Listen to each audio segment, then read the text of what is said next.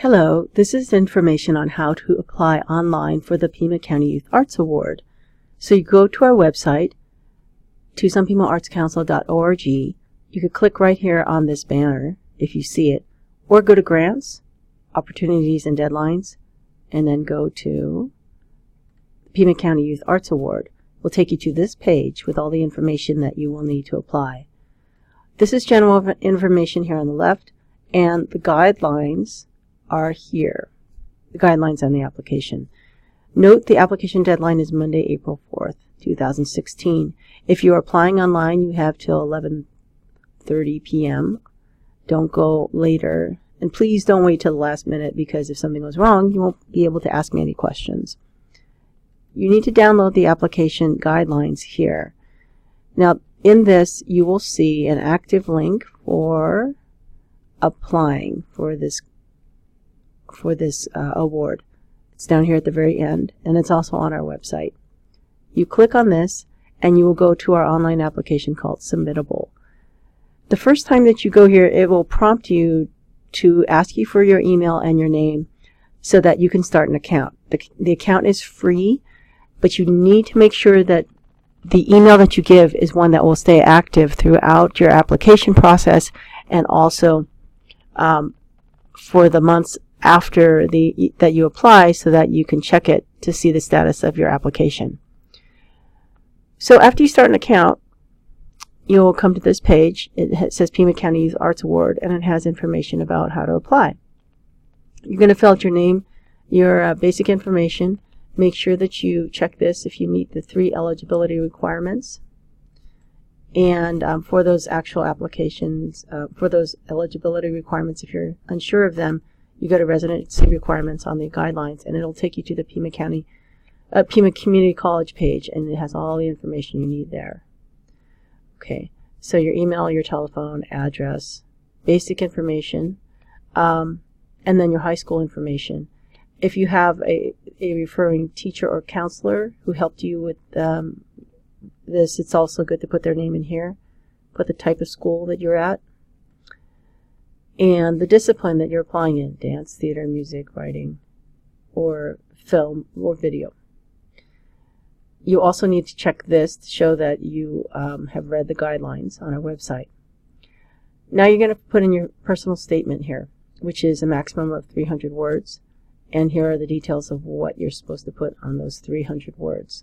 So you're going to be needing to create these documents offline. Here I have them offline in a folder on my desktop. So here is the personal statement that I've created, and you're going to cut and paste this. So you're going to do a word count to make sure that it's 300 words, and then you're going to copy it by Control-C if you're on a PC, or I think it's similar in Mac. Then you're going to paste it right here in this spot here. And when you do that, it will tell you if you're within your word limit here. So you've entered 302 words. Okay, it only takes 301 words, so you need to get rid of a word. All right, now it fits. Okay, you're going to enter your letters of support. You're going to upload these letters of support. These should be in PDF, Doc, or DocX form. Or if you don't have a way to convert them to that form, just get the letter, a hard copy of the letter from your counselor or the person writing you the letter of support.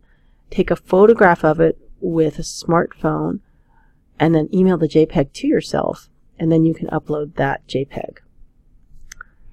Okay, you're going to choose files, and then go to your wherever you are saving all your information, and here's a letter of support number 1, and then I upload it.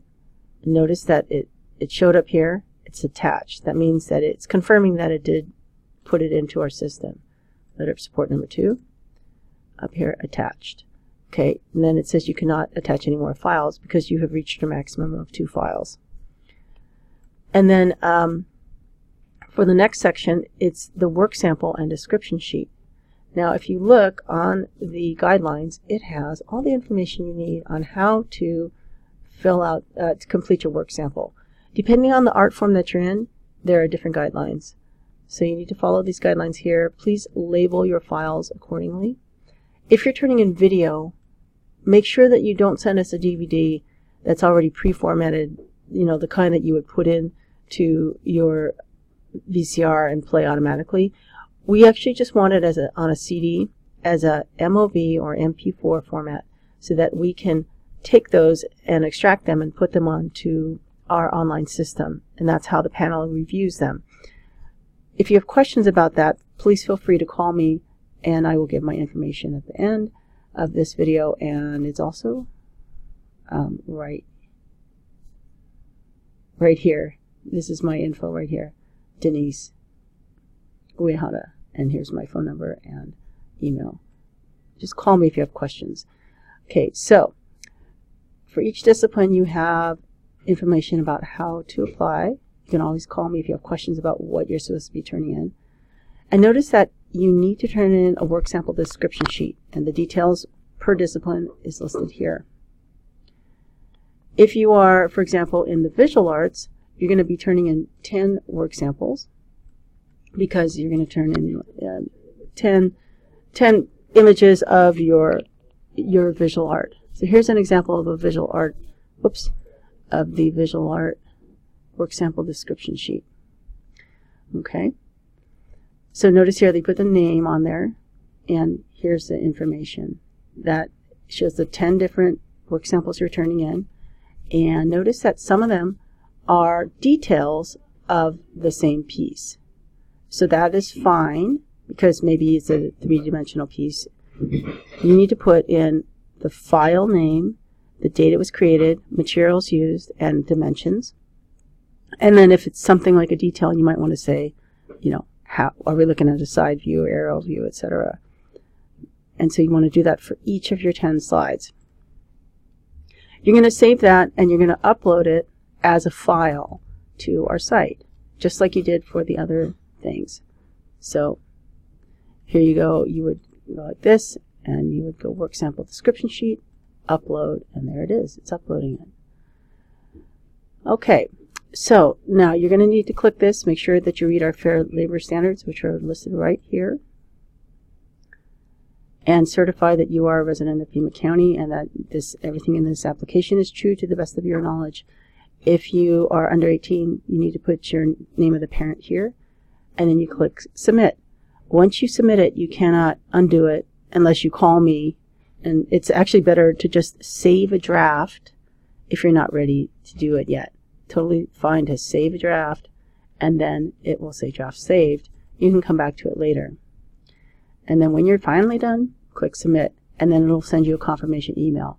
If for some reason you have problems with anything technical in applying for this grant, you can always contact Submittable. And if you go to submittable.com, which is just basically part of this same application, submittable.com, just go to their front page. Their phone number is right here.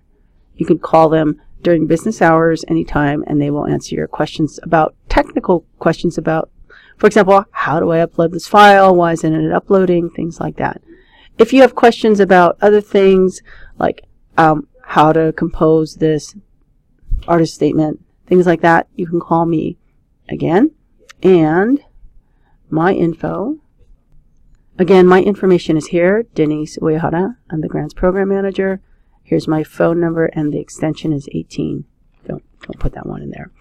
And you can call me during business hours, and I will try to answer your questions. Okay, I think that concludes our video. Break a leg on your application, and I look forward to it. Thank you very much.